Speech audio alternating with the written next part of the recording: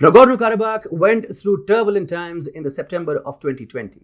A war materialized in the highland terrains over the disputed area after an Azerbaijan offensive. The war was favorable to Putin's great Eurasian dreams, but diverging from his usual self, Russian President Vladimir Putin adopted a monk-like attitude, playing the peacemaker between the two countries that ultimately gave sufficient gains to Azerbaijan, but not to a Russian-supported Armenia.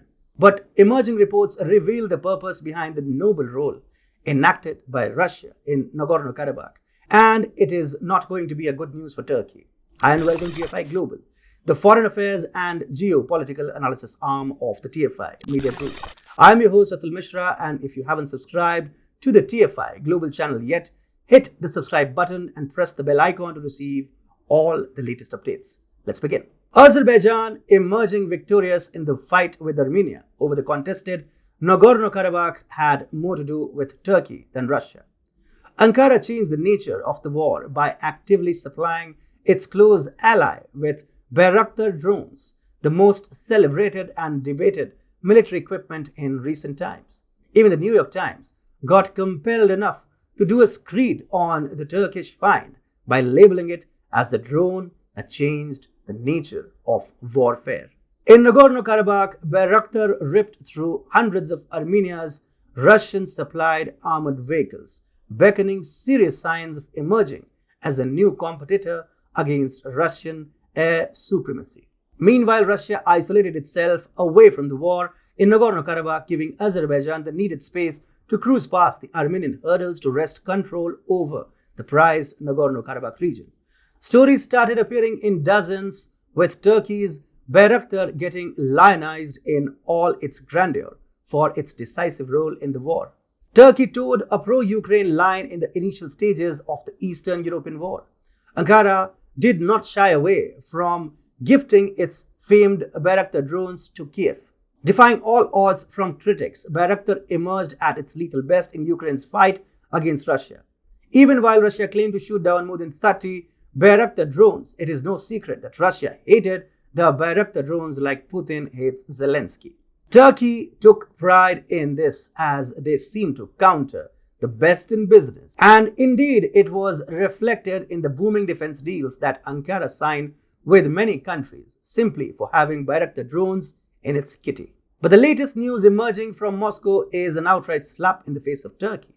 The meteoric rise of Bayraktar is going to face a downhill slope from now on. Russia claims to have made use of a new advanced weapon system in its ongoing invasion of Ukraine, an electromagnetic anti-drone gun. The weapon, identified as Stupor, also known as MQ-1C Grey Eagle drones, is designed with advanced electromagnetic weapons ingeniously made by the Russian Defense Ministry's main robotics research and test center. Just as you press a button, Stupor jams the operator's signal to the drone. After that, the drone is neutralized and forced to land in a designated area. The need for such portable anti-drone weapons became evident because the Ukrainian troops are using a large numbers of UAVs and various small copters, a source within the Russian Defense Ministry said. As the war grinds on in Eastern Europe, Russians have not forgotten about the wreckage that Turkish-made Bayraktar heaved upon them.